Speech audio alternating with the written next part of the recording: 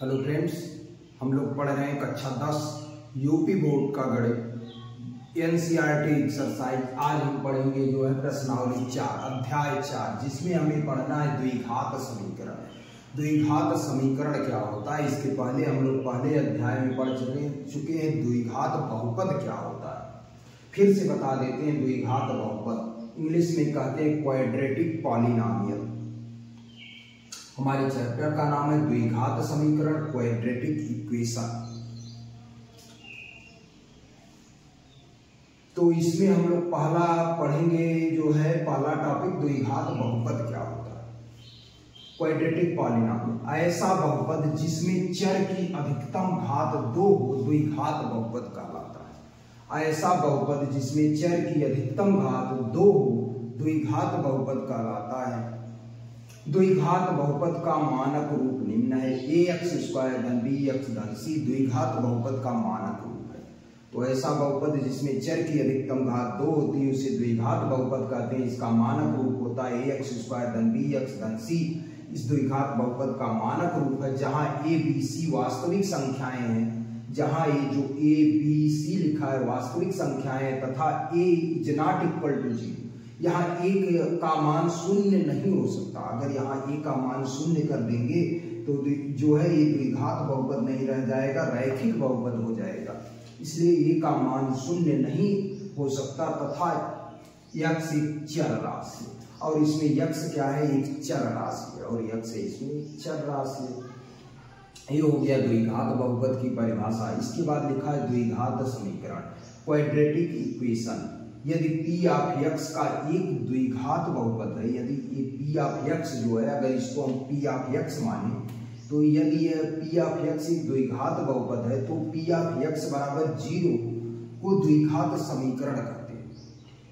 अगर एक जो बहुपद है p ऑफ x जो है ये द्विघात बहुपद है तो p ऑफ x बराबर 0 को द्विघात समीकरण कहते हैं।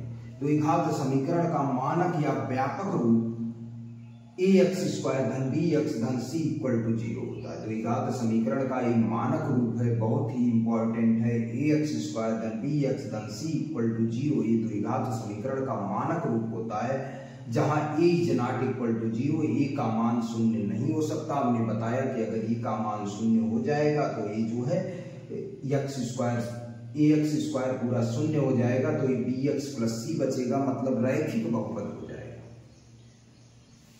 तो द्विघात बहुपद नहीं रह जाएगा। तो जहां a is not equal to 0, a का मान शून्य नहीं हो सकता तथा a b c क्या है, वास्तविक संख्याएं हैं। जहां a और a b c वास्तविक संख्याएं, जैसे इसमें a b c वास्तविक संख्याएं थी वैसे यहाँ भी जो है a b c वास्तविक संख्याएं। बहुपद का मतलब उसमें जो है दो पक्ष नहीं रहेंगे, मतलब जो है आपका बराबर शून्य नहीं रहता है बहुपद में, और जो है इसी का बहुपद का बराबर शून्य कर देते हैं, इक्वलिटी लगा देते हैं, बराबर शून्य कर देते हैं, तो समीकरण बन जाता है द्विघात समीकरण। फिर पढ़ेंगे हम लोग द्विघात समीकरण के मूल रूट्स। द्विघात समीकरण के मूल रूट्स ऑफ क्वाड्रेटिक इक्वेशन। चर के वे सभी मान जो किसी द्विघात समीकरण को संतुष्ट करते हैं द्विघात समीकरण के मूल या हल कहलाते हैं। चर के वे द्विघात समीकरण में जो चर होता है उसी की बात किया गया। चर के वे सभी मान जो किसी द्विघात समीकरण को संतुष्ट करते हैं द्विघात समीकरण के मूल या हल कहलाते हैं। किसी द्विघात समीकरण को हल करने पर चर के जो मान आते हैं वही द्विघात समीकरण के मूल या हल कहलाते हैं। अगला है श्रीधराचार्य सूत्र द्वारा द्विघात समीकरण का हल। श्रीधराचार्य सूत्र द्वारा द्विघात समीकरण का हल कैसे निकालते हैं। अभी तक हम लोग जो पढ़े हैं कक्षा 9 तक जो है कि किसी जो है द्विघात बहुपद का हम गुणनखंड करना सीख रहे थे।